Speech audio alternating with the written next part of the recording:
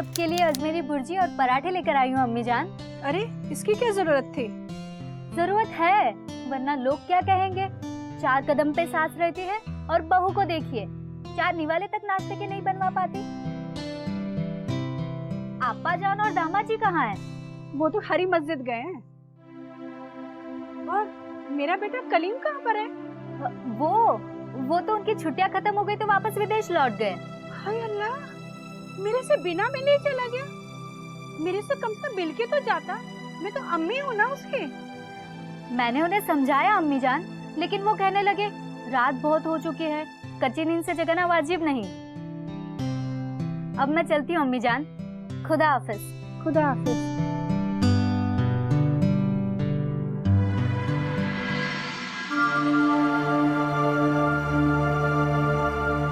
आरिफ, क्या हुआ भाई? जल्दी आओ यार, ये देखो बदबू आ रही है यार। हाँ यार, क्या भयानक बदबू। मुझे तो लगता है इसी टंकी सारी भाई, लगता है सड़ी हुई लाश की बदबू आ रही है। लगता है पुलिस को बुलाना पड़ेगा। फोन लगाओ क्या? लगा फोन लगा यार, पुलिस को बुला लो।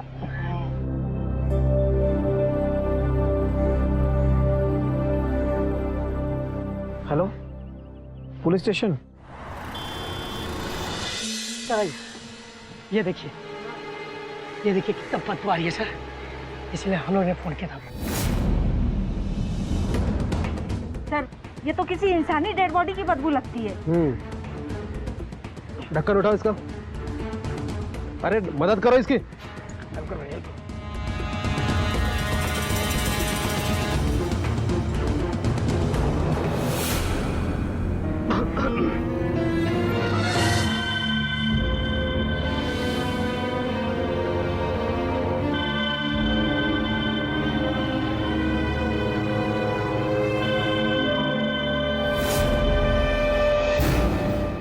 देखा सर, मैंने कहा था ना ये किसी इंसानी डेड बॉडी की बदबू है। तुम से कोई जानता है इसे? हाँ सर, ये तो कलीम है। 2-4 दिन पहले ही विदेश से लौटा है सर। 3-4 दिन में वापस जाने को कहकर, अब पता नहीं यहाँ कैसी है इसकी लाश। कोई है इसके घर में? हाँ सर, इसकी बीवी को मैं जानता हूँ। बुलाओ। ठीक है, मैं बुलाता हूँ।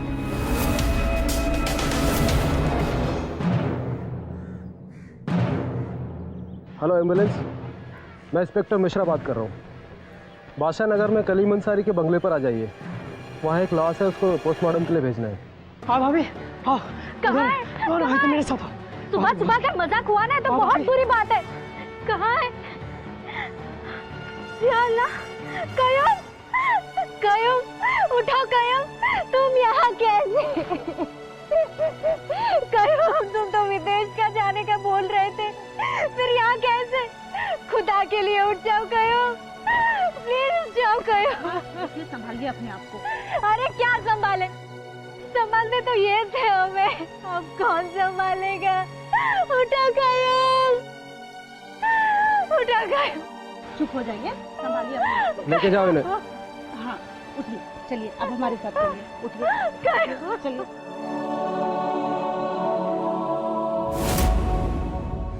एम्बुलेंस आ रही है, डेड बॉडी को पोस्टमार्टम के लिए भेजो। तब तक मैं सलमा का बयान लेके आता हूँ। शांत हो जाइए, आप चुप हो जाइए। बस भी कीजिए, कितना रोएंगे आप? शांत हो जाइए, शांत हो जाइए। शांत हो जाइए, शांत हो जाइए। देखिए सलमा जी, पुलिस के सामने रोने से आपके पति के कातिल पकड़े तो नहीं जाएंगे, और हो सकता है कि उन्हें इंसाफ भी ना मिले या उनके गुनाहगार पकड़े भी ना जाए। पर अगर आप चाहें तो उन्हें सब कुछ मिल सकता है। अभी आप रोते हुए कह रही थी कि आपके पति विदेश जाने के लिए निकले थे। हाँ, 1 हफ्ते पहले वो विदेश से लौटे थे। 4 दिन पहले ही फोन आया था, तो वो उसी दिन निकल गए। मगर ये क्या हो गया? किसने किया? हमारा परिवार का सिर्फ एक ही सहारा था। आप फिक्र मत कीजिए, जिसने आपको बेसहारा किया है पुलिस उसे छोड़ेगी नहीं। क्या आपको किसी पे शक है? कैसा शक? कोई ऐसा व्यक्ति जिसकी आपके पति से दुश्मनी हो, जो इस दर्दनाक घटना को अंजाम दे सकता है?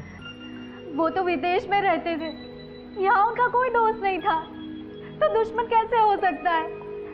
जो भी दोस्त दुश्मन थे उनके अपने थे, जैसे ये शरीफ मियाँ। शरीफ मियाँ? ये कौन है? वो मेरे नंदोई हैं। मेरे पति विदेश रहते थे तो उनसे जरा हंसी मजाक कर लेती थी, लेकिन उन्होंने इस बात को गलत समझ लिया। एक दिन उन्होंने मेरे साथ जबरदस्ती करने की कोशिश की। हाँ क्यों मेरे जानू, आप जल्दी आइए ना। आप वहाँ विदेश में, हम यहाँ अपने देश में, बस चांद का दीदार करते हुए रोमांटिक हो जाती हूँ। अच्छा जल्दी आइएगा, खुदा हाफिज। अरे दामाद जी आप यहाँ? अरे चांद को देखकर रोमांटिक क्यों रही भाभी जान? रोमांटिक होना है तो हम है ना। ये आप क्या कर रहे हैं? आप पागल हो गए हैं? आप हमारे ननन के शौहर हैं, इसलिए हम आपकी इतनी इज्जत करते हैं। तभी तो आपकी इज्जत लेना है। दूर रहिए, आप दूर रहिए, वरना अभी सब कुछ हलीमा आपा को जाके बता देंगे। जा जा बता जाके हलीमा आपा को। हलीमा आपा को बता या अपने पति को बता।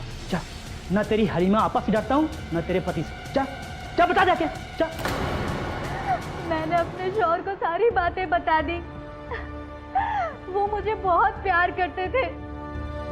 जरूर इन्होंने शरीफ मियाँ को कुछ बुरा भला कहा होगा और शरीफ मियाँ ने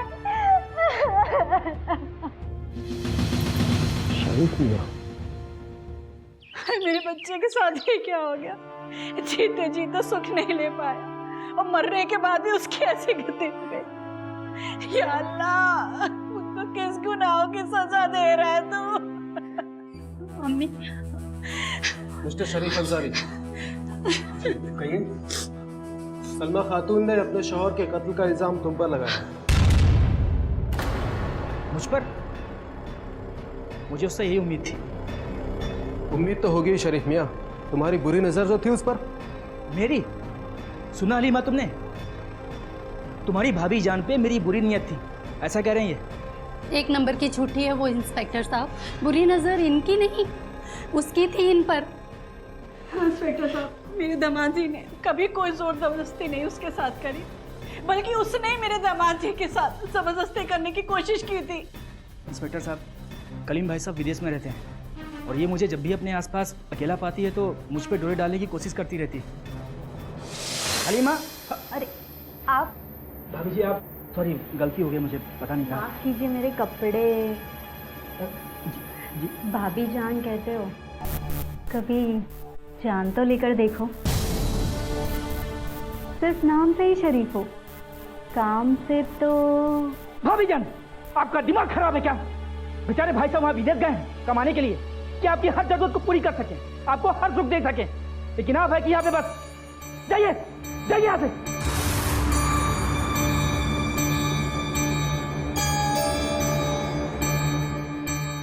क्या हुआ सदीक? अरे तुम्हारी भाभी जान हमेशा मुझ पर डोरे डालती है, हमेशा। क्या? बहुत गंदी नीयत है उसकी, नजर रखो उस पर। मेरी जगह कोई और होता ना तो ठीक।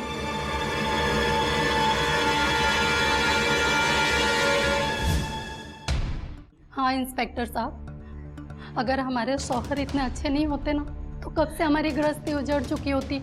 अरे हमने और अम्मी ने तो कई बार अपनी आंखों से देखा है उसे इन पर डोरे डालते हुए। अगर वो हमारे भाई की बीवी ना होती ना तो कब का ही हम उसे घर से निकाल चुके होते। देखिए अम्मी जान, आपके बेटे का कत्ल हुआ है और शक दामाद जी पर है, इसके बारे में क्या कहेंगे आप? देखिए, हम तो यही कहेंगे कि शक हमारे दामाद जी पर नहीं, बहू पर करिए।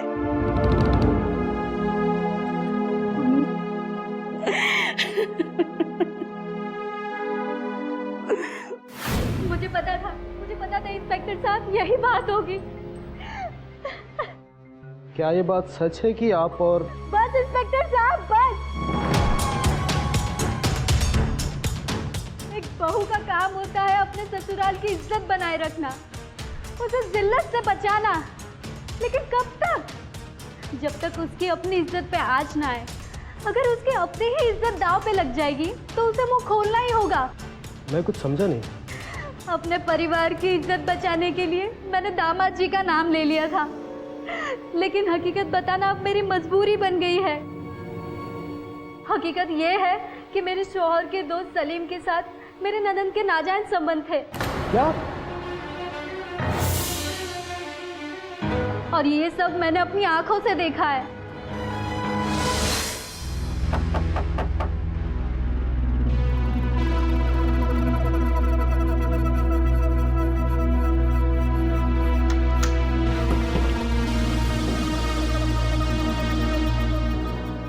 आ गए तुम?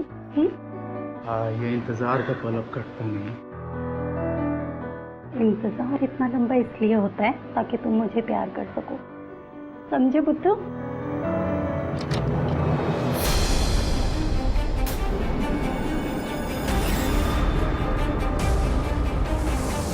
क्या चल रहा है ये सब?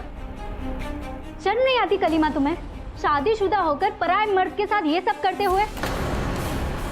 और सलीम, तुम अपने ही दोस्त की बहन के साथ ये सब करते तुम्हें शर्म नहीं आती? अरे कलीम तुम पे कितना भरोसा करता है और उसी भरोसे का तुम खून कर रहे हो। रुको तुम दोनों, अभी मैं जाके उन्हें सब कुछ सच सच बता देती हूँ। भाभी जान, भाभी जान, भाभी जान, भाभी जान, भाभी जान, मैं भरोसे का ही नहीं, मैं तो उसका भी कत्ल कर दूंगा।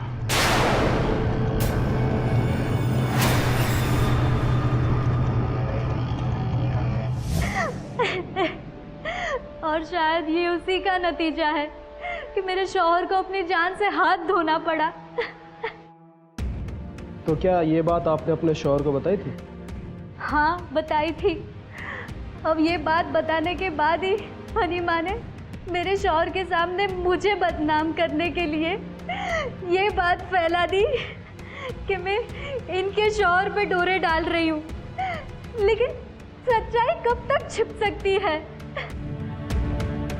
मेरे शौहर को 2 ही दिन में सब पता चल गया।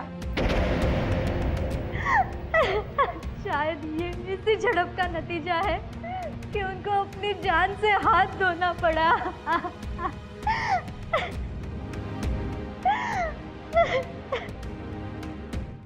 अजीब कंफ्यूजन है, कुछ समझ नहीं आ रहा है किसका किससे संबंध था, किसका किससे संबंध है। क्या हुआ सर? सरिता, समझ में नहीं आता कौन सच बोल रहा है और कौन झूठ। ननंद कहती है कि भाभी के संबंध थे, भाभी कहती है कि ननंद के संबंध थे, दामाद कहता है कि भाभी जान डोरे डाल रही थी। पर सच कौन बोल रहा है ये कुछ नहीं कह सकते। और जो सच बोल सकता था वो इस दुनिया में है नहीं, और जो इस दुनिया में है वो सच बोल नहीं रहे, वो एक दूसरे पे इल्ज़ाम लगा रहे हैं। सर आपको क्या लगता है इन सब में से कौन सच बोल रहा है? सरिता, अभी कुछ कहा नहीं जा सकता, अब तो पोस्टमार्टम की रिपोर्ट आने के बाद ही पता चलेगा। और वैसे भी सबके बयान तो हम ले चुके हैं, एक सलीम ही बाकी है। जब तक पोस्टमार्टम की रिपोर्ट आए उससे पहले एक बार सलीम से मुलाकात करनी जाए। जी सर। चलो।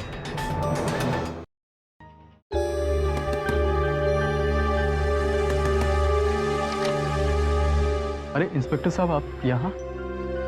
सलीम मियाँ, तुम्हें पता तो होगा तुम्हारे दोस्त कलीम अंसारी की मौत हो गई है। मौत क्या, यूँ लगता है उसकी हत्या हो गई है। जी हाँ सर, अभी अभी मेरी उनकी अम्मी जान से बात हुई है। बहुत अच्छे संबंध थे तुम्हारे इस घर से? जी हाँ। जान सकता हूँ कैसे संबंध थे? बहुत ही गहरी दोस्ती थी साहब हमारी। किससे, कलीम से या उसकी बहन से? ये आप क्या कह रहे हैं इंस्पेक्टर साहब? वही जो हमें पुलिसिया बयान में कहा गया, मरहूम कलीम अंसारी की बीवी ने। सलमा, वो तो खुद ही वैसी है साहब। वैसी कैसी, खुल के बताइए। क्या बताऊं साहब, बदचलन है वो। उसे ना सिर्फ कलीम अंसारी के जीजा पे बल्कि मुझ पे भी डोरे डालने की कोशिश किया था साहब। क्यों? उसे पता था कि मैं कलीम अंसारी का बहुत ही पक्का और वफादार दोस्त हूँ। उसे इस बात का डर था कि कहीं मैं अपने दोस्त यानी उसके शौहर को उसके सारे करतूतों को मैं बता न दूं। सर, मेरा दोस्त विदेश में रहकर काम करके यहाँ एक एक पैसे भेजता है ताकि उसकी अम्मी और पत्नी खुश रह सकें। लेकिन उसकी पत्नी, उसने उसकी अम्मी को ना कि बाहर निकाल दिया बल्कि खर्च भी देने से मना कर दिया। साहब, उसका बेटा उसी के लिए पैसे भेजता था यहाँ पे। वो तो गनीमत थी कि उसकी बेटी और दामाद इसी शहर में थे। नहीं तो न जाने क्या होता उस अम्मी जान का। आपने तो देखा ही होगा इंस्पेक्टर साहब, एक अम्मी अपने बेटी और दामाद के साथ रह रही है। तो तुम्हारे कहने का मतलब है कि सलमा पूरी तरह झूठ बोल रही है? पूरी तरह? अरे सर, वो हर तरीके से झूठ बोल रही है।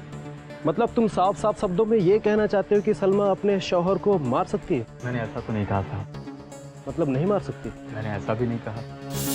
यूँ तो सलमा दोनों तरफ से तुम पर शक जाहिर कर रही है कि तुम उसके शौहर का कत्ल कर सकते हो। मैं क्यों करूँगा सर? हो सकता है तुम्हारे संबंध उसकी बहन के साथ हो। लेकिन सर, मैंने कहा हो सकता है। मैंने बहुत से ऐसे केस देखे हैं कि दोस्त के घर जाते जाते दोस्त की बहन से उसके अफेयर हो जाते हैं। पर ऐसा नहीं है सर, जो आप सोच रहे हैं ऐसा कुछ भी नहीं है हमारे बीच। ना कलीम की बहन से, ना कलीम की बीवी से?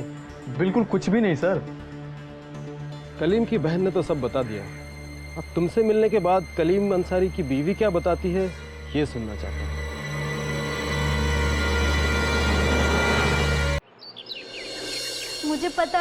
मुझे पता था इंस्पेक्टर साहब यही होगा। यहाँ मेरे तरफ से बोलने वाला कोई नहीं है। अगर मेरे मायके वाले होते तो वो मेरी तरफ से बोलते। सलमा जी, लेकिन सभी आपको ही गुनहगार बता रहे हैं। वही तो मैं बता रही हूँ इंस्पेक्टर साहब, यहाँ सबके सब मिले हुए हैं। मैं ठहरी अकेली जान, ना यहाँ मेरे मायके तरफ से कोई है, ना मेरे ससुराल के तरफ से। कोई मुझे चैन से जीने नहीं देता। मेरे शौहर विदेश से पैसा कमाकर यहाँ भेजते थे और उसमें मेरी सास और ननंद हिस्सा बांटने आ जाती थी। सास का तो हक बनता है, लेकिन ननंद वो भी पैसे मांगने आ जाती थी। मैंने अपने शौहर को समझाया कि आपकी बहन की शादी अब हो चुकी है, अब उनका खर्च चलाना उनके शौहर का काम है। ये सुनकर वो मुझ पे ही भड़क गई। तब से आज तक उसने मुझसे बात नहीं की और आज भाई मर गया है तो आज अपना हक जताने आ गई।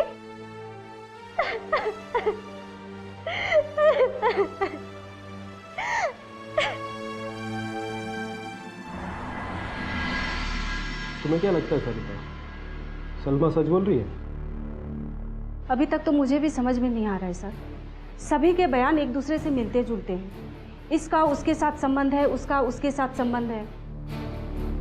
लेकिन सलमा की एक बात सच है, एक तरफ वो अकेली है और दूसरी तरफ कलीम अंसारी का दोस्त, जीजा और बहन। ये तीनों मिलकर कुछ कर सकते हैं ना? मुझे भी वही लगता है सर। ये सारे लोग मिलकर उसके खिलाफ कोई साजिश रच रहे हैं। उसके साथ प्लस पॉइंट ये है कि कलीम अंसारी की माँ उसके साथ रहती है। और अक्सर समाज में लोगों का इमोशन माँ और बेटी के साथ ही होता है। वही तो सर, इन सब ने मिलकर इनका बहुत फायदा उठाया है और बड़ी चालाकी से कलीम का मर्डर का इल्जाम सलमा के ऊपर लगा रहे हैं। एक काम करो, तीनों को पुलिस स्टेशन ले आओ। आगे की सच्चाई वो यहीं बयान करेंगे। ठीक है सर।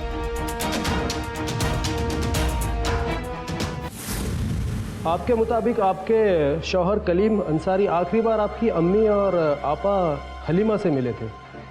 जी हाँ, वो उनसे मिलकर आए और कहा कल परसों तक अम्मी को डॉक्टर को दिखा के आऊँगा।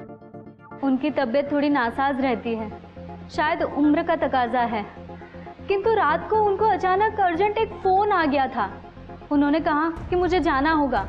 मैंने उनसे कहा भी कि अम्मी से मिलके जाइए, फिर आपका पता नहीं कब आना होगा। लेकिन उन्होंने मुझे मना कर दिया, कहा कि बहुत रात हो चुकी है, अम्मी भी सो रही होंगी, उनकी तबीयत भी ठीक नहीं रहती।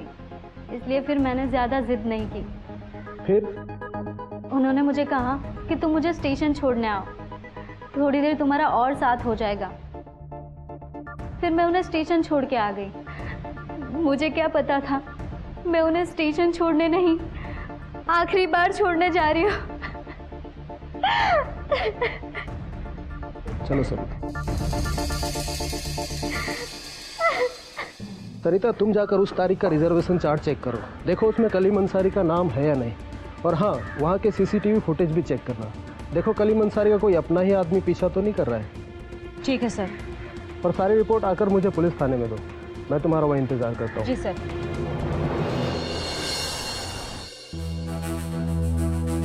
सर, आपके कहने के मुताबिक मैंने रिजर्वेशन चार्ट चेक किया, कलीम अंसारी का नाम कहीं भी नहीं है। यहाँ तक कि RAC और वेटिंग लिस्ट में भी उसका नाम दूर दूर तक नहीं है। ओह, मतलब कलीम अंसारी झूठ नहीं बोला, उसे सचमुच उस दिन अर्जेंट कॉल आई थी। क्योंकि अगर झूठ बोलकर जाना होता तो पहले ही चुपचाप रिजर्वेशन करके चला जाता। इसका मतलब सलमा सच बोल रही है। इसमें गौर करने वाली एक और बात है सर। वो क्या? सर, मैंने रेलवे स्टेशन के CCTV फुटेज के सारे डिटेल्स चेक किए, उसमें कहीं भी करीम अंसारी दिखाई नहीं दिया। क्या? जी हाँ सर, और ना ही कहीं उसकी बीवी सलमा दिखाई दी। ऐसा कैसे हो सकता है?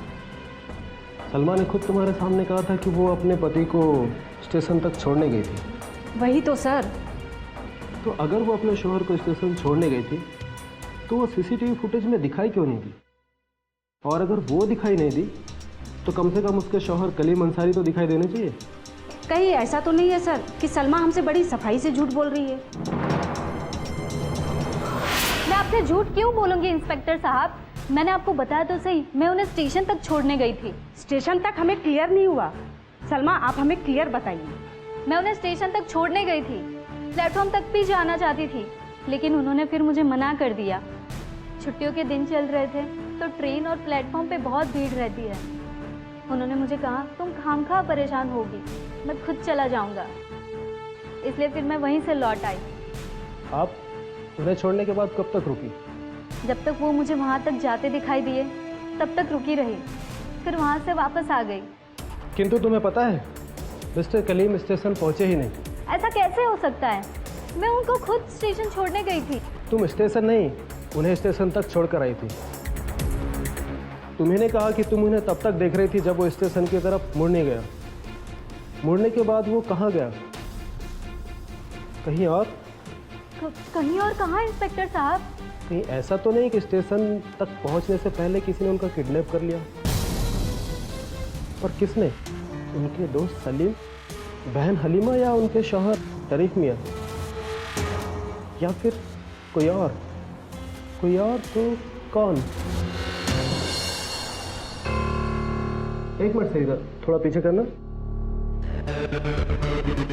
ये लोग कौन है? सर, ये तो कलीम का दोस्त सलीम और दामाद शरीफ मियाँ है। यस, ये दोनों स्टेशन के पास क्या कर रहे हैं?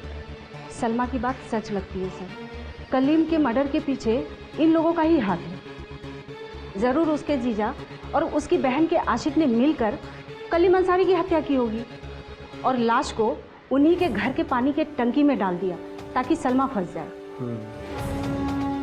अब सीधे तरीके से बात करने का टाइम खत्म हो गया। इनसे पुलिसी अंदाज में ही पूछना पड़ेगा।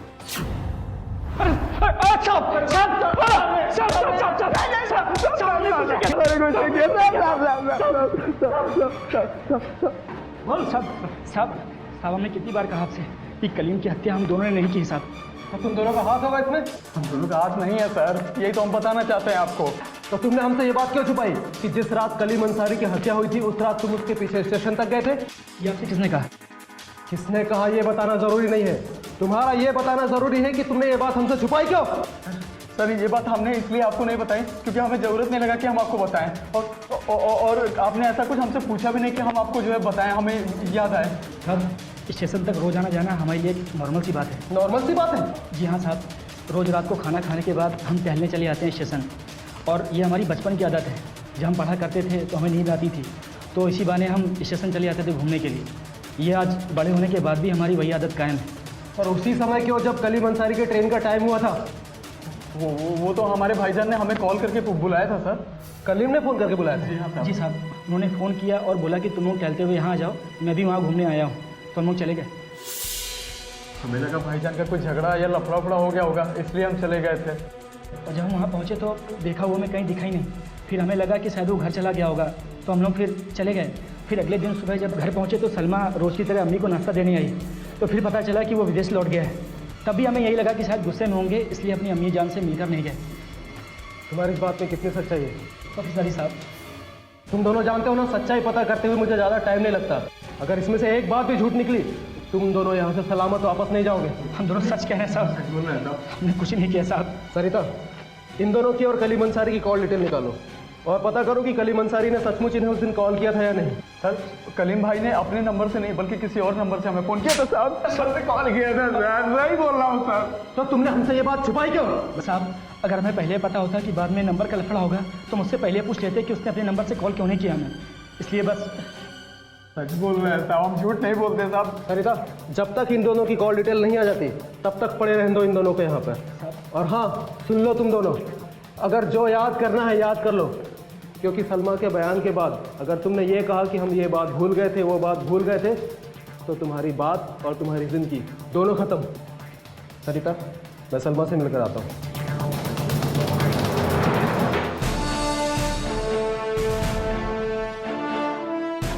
तुम उधर देखो।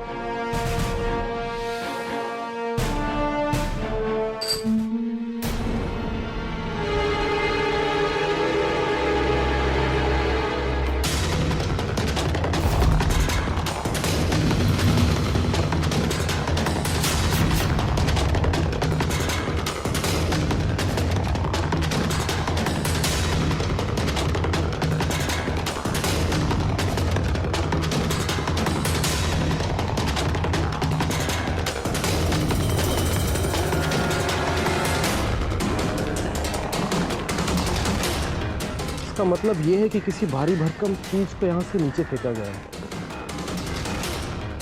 ऐसा तो नहीं कि कलीम अंसारी की लाश को यहाँ से पानी के टैंक में फेंका गया है।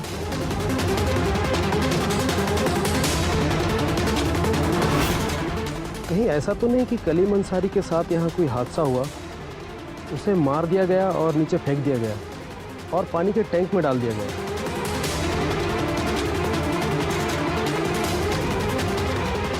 हेलो सरिता, सलीम और शरीफ के साथ साथ कलीम अंसारी की भी कॉल डिटेल निकालो। पता करो कि उसे अर्जेंट कॉल कहाँ से आया था और क्यों आया था। सर ये लीजिए, सलीम, शरीफ मियाँ और कलीम अंसारी के कॉल डिटेल।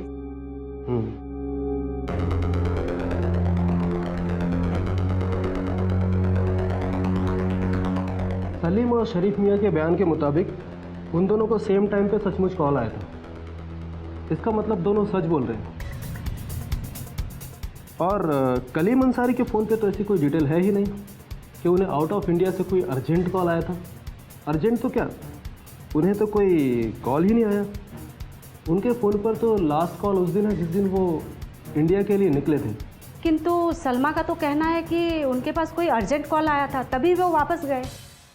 इसका सीधा मतलब है कि सलमा झूठ बोल रही है, या फिर शरीफ मियाँ के बयान के मुताबिक कलीम अंसारी सचमुच अपने परिवार वालों से परेशान होकर अपनी बीवी से झूठ बोलकर वापस जा रहा था।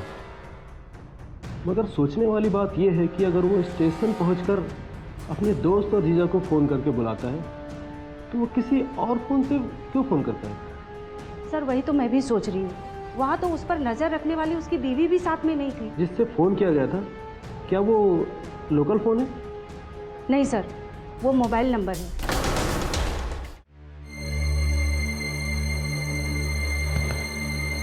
हाँ, बाद में बात करता हूँ। नवा इंस्पेक्टर, ऊपर वालों तक माल पहुँच तो गया है, तो तुझे यहाँ आने की ज़रूरत क्यों पड़ी? ऊपर वाले को रिश्वत खिलाकर गुनाह करेगा तो क्या समझता है हम जैसे नीचे के ऑफिसर छोड़ देंगे तुझे? क्या मतलब? चल, तेरे साथी का पता चल गया है, तू भी चल। बोलना क्या चाहता है? साफ साफ बोलना। साफ साफ बोलूं? मुझे क्या तेरे रिश्वतखोर ऑफिसरों जैसा समझा है? इंस्पेक्टर मिश्रा नाम है मेरा। You are under arrest for Kaleem Ansari murder case. Arrest him. अरे सर, लेकिन मेरी बात सुनिए। आप सुनना कहना सब यहाँ से निकलने के बाद। ले चलो इसे। अरे सर, मैंने कुछ नहीं किया सर, मेरी बात तो सुनिए सर।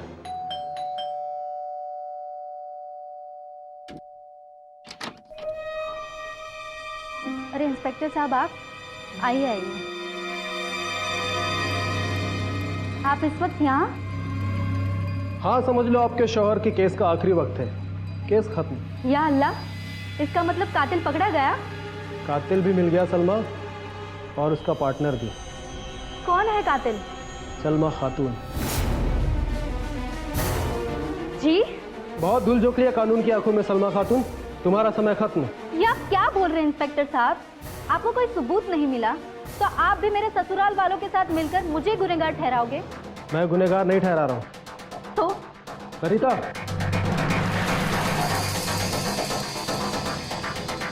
गुनहगार तुम्हें ये ठहरा रहा है। तुम? वैसे सलमा, इसने सब बता दिया है। तुम्हारे शौहर को मरने से पहले विदेश से कोई कॉल नहीं आया था। हाँ, कॉल ज़रूर आया था इसे, और वो भी तुम्हारा। ये आप कैसे कह सकते हैं? तुम्हारे शौहर के मरने के पहले जिस नंबर पर तुमने कॉल किया था, शौहर के मरने के बाद उसी नंबर से कलीम अंसारी ने सलीम और शरीफ मियाँ को कॉल करके ये कहा कि वो स्टेशन पहुँच गया है, तुम भी यहाँ आ जाओ। जबकि वो कॉल कलीम ने नहीं, इसने किया था। और जिस समय उसने कॉल करके ये कहा कि वो स्टेशन पहुँच गया है, तो फ़ोन की लोकेशन ये बंगलो बता रही है। इसका मतलब ये है कि अगर फ़ोन की लोकेशन ये बंगलो बता रही है, तो ज़रूर उन्हें फंसाने के लिए कोई स्टेशन बुला रहा था। और सिवाय तुम्हारे और कौन हो सकता है सलमा खातून? तुम्हारे बैठने की जगह ये नहीं, पुलिस लॉकअप है, और उसके बाद जेल। सरिता, ले चलो इन्हें। चल चल, ये गलत है। चल, बहुत एक्टिंग कर लिया। चल, ये गलत है। मेरी बेटे को मारा था, मेरे बच्चे को मारा, मेरे माँ जी, संभालिए अपने आप को। अनिमा जी, सलमा खातून, अब बताओ कि तुम्हें अपने शौहर को मारने की क्या वजह थी? मेरे शौहर विदेश में रहते थे, मैं यहाँ अकेली थी। ये मेरी सास, मेरी ननद, मेरे नंदोई, ये सब मुझ पे दिन रात बोझ बने रहते थे। हमेशा इनका ख्याल रखना, इनकी सेवा करना, क्या यही मेरी जिंदगी थी? फयाज ने मुझे इस बात का एहसास दिलाया कि तुम्हारी भी अपनी कोई ज़िंदगी है, जो तुम्हें प्यार करे, तुम्हें चाहे, तुम्हारे साथ रहे। ये सब मुझे फयाज में मिल गया और मैं उससे चाहने लगी। इसे पता इंस्पेक्टर साहब, ये प्यार है या हवस? ये तो इसी को पता है। जब किसी को पता ही नहीं था, तो क्यों मारा तुमने कलीम अंसारी को? क्योंकि हम अपना प्यार छुपाने में सबसे कामयाब हो गए थे, लेकिन कलीम से नहीं छुपा पाए। उनके आने की खबर इस बार फयाज को नहीं थी। वो उस दिन शहर से बाहर गया था और शहर से लौटते ही आधी रात को हमेशा की तरह वो मेरे कमरे में आ गया। उस दौरान कमरे में बहुत अंधेरा था।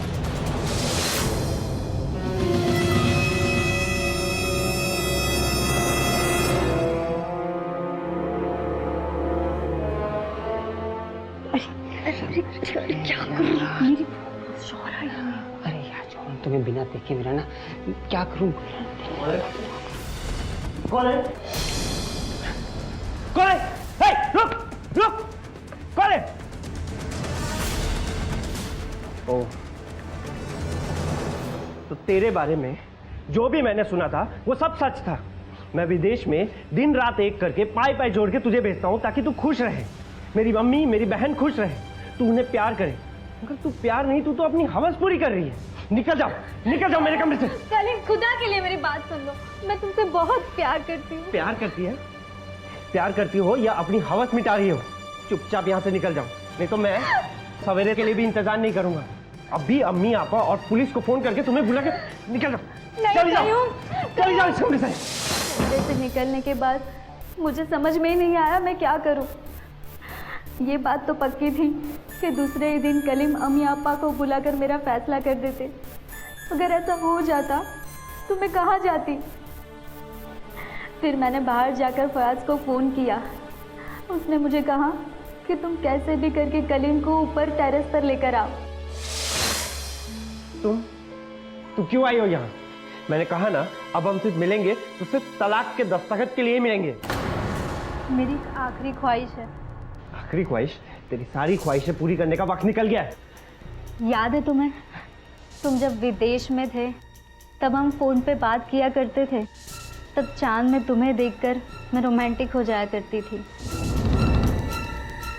बस आखिरी बार मेरे साथ टेरेस पे चलो। आपके साथ मैं चांद को देखना चाहती हूँ। और कभी भी तुमने मुझे सच में चाहा होगा तो मना मत करना।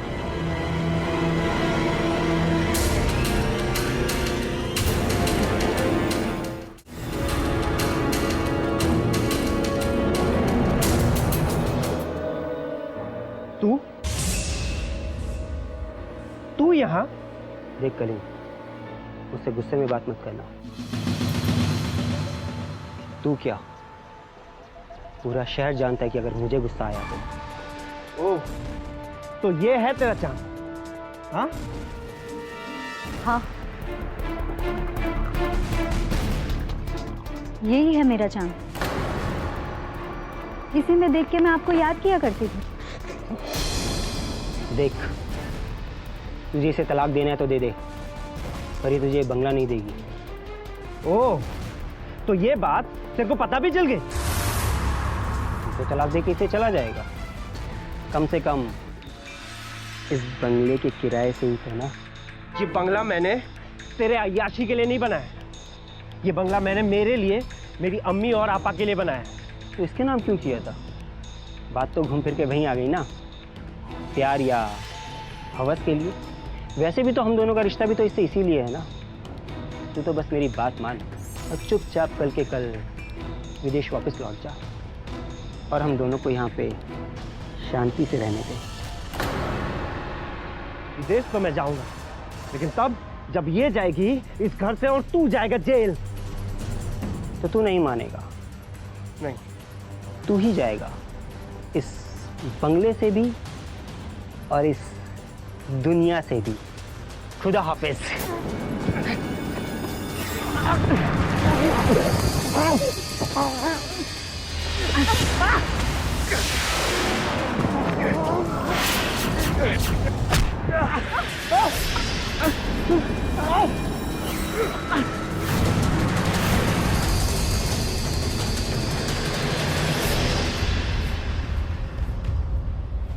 या अल्लाह, ये तो मर गया।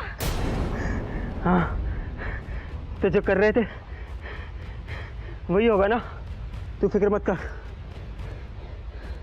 इसकी लाश को तेरे बंगले के पीछे टंकी में डाल देंगे। मेरे, मैं पकड़ी गई तो?